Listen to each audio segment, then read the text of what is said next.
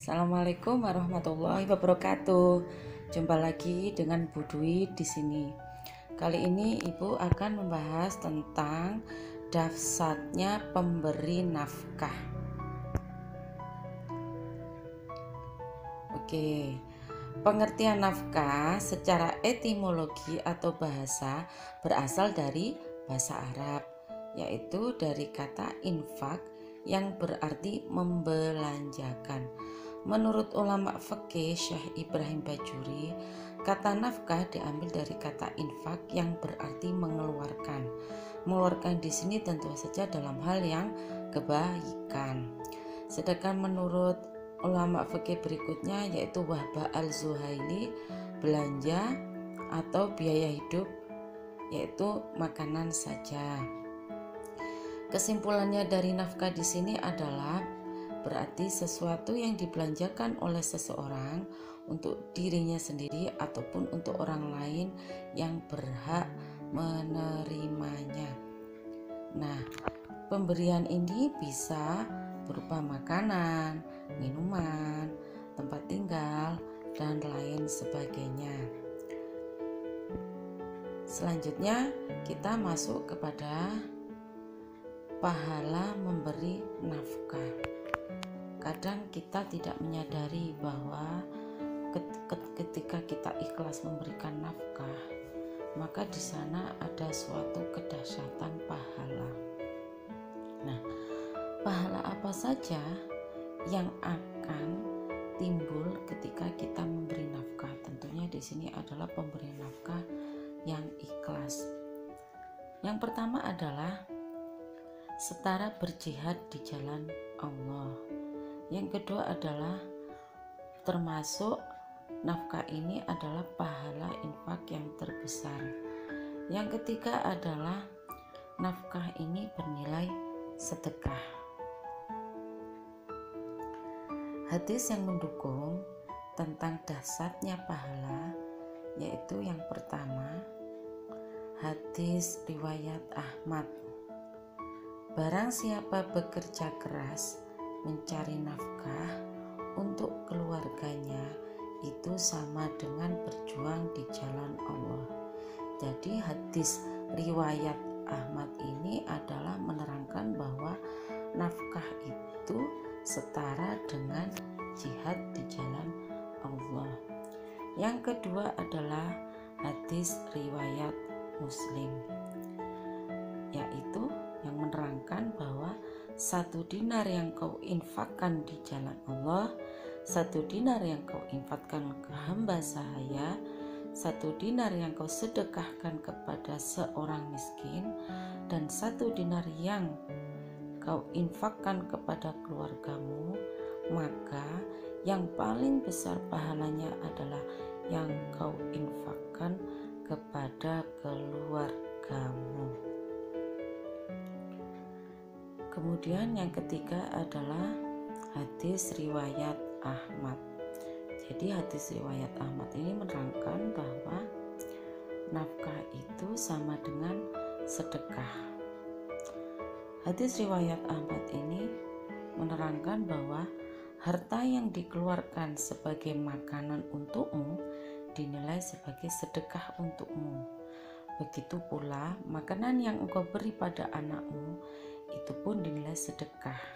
Begitu juga makanan yang engkau beri pada istrimu itu pun bernilai sedekah untukmu.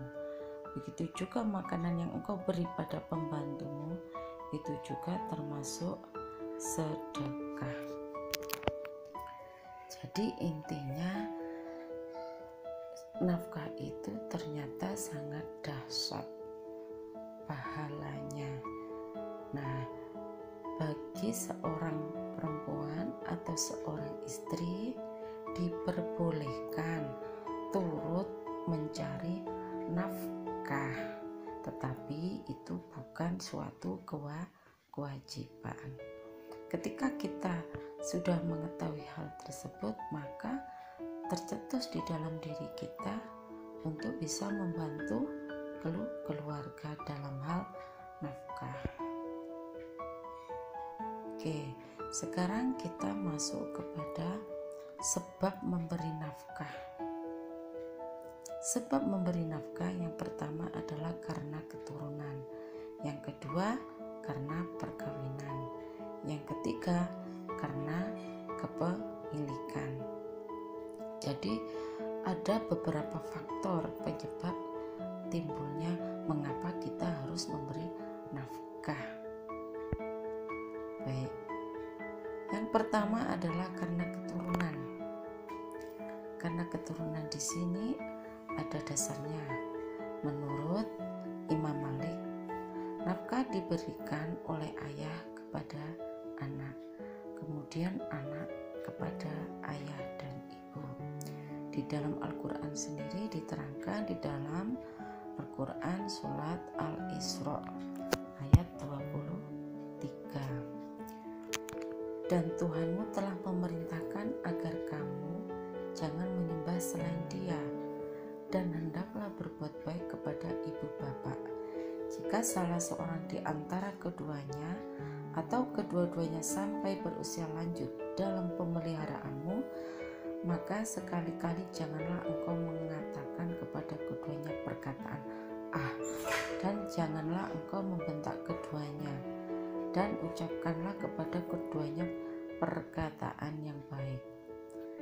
Hal ini juga diterangkan di dalam Al-Quran surat At-Talaq ayat 7. Hendaklah orang yang mempunyai keluasan memberi nafkah menurut kemampuannya, dan orang yang terbatas rezekinya hendaklah memberi nafkah dari harta yang diberikan Allah kepadanya. Allah tidak membebani seseorang melainkan sesuai dengan apa yang diberikan kepadanya. Allah kelak akan memberikan kelapangan setelah kesempitan.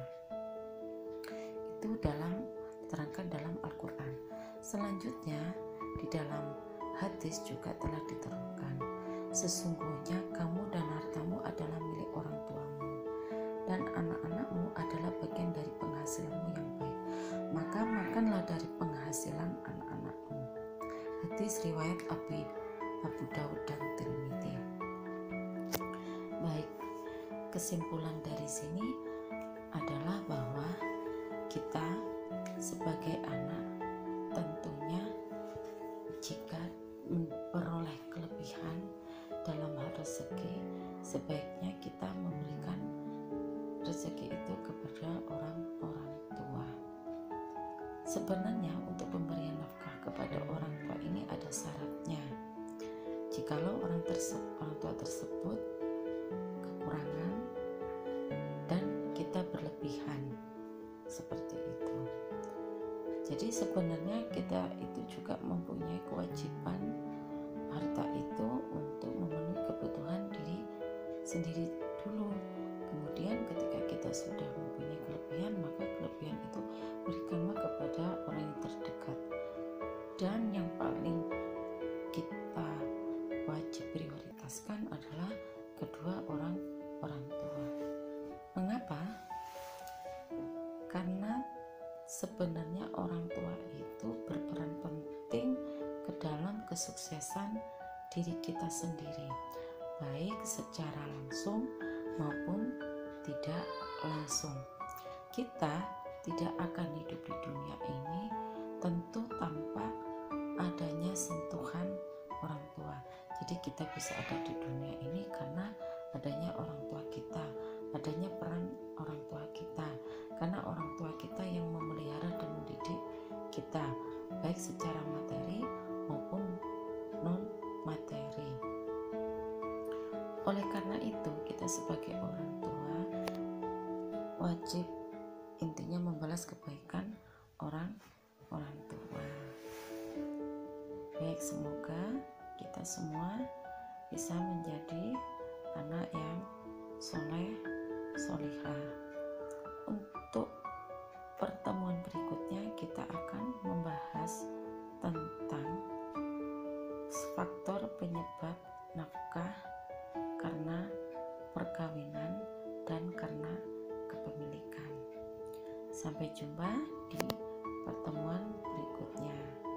Semoga ilmu hari ini bisa memberikan keberkahan pada kita semua, dan kita lebih bersyukur lagi kepada Allah Subhanahu Ta'ala, dan berbakti lagi kepada kedua orang tua kita. Akhirnya Ibu akhiri, semoga bermanfaat. Assalamualaikum warahmatullahi wabarakatuh.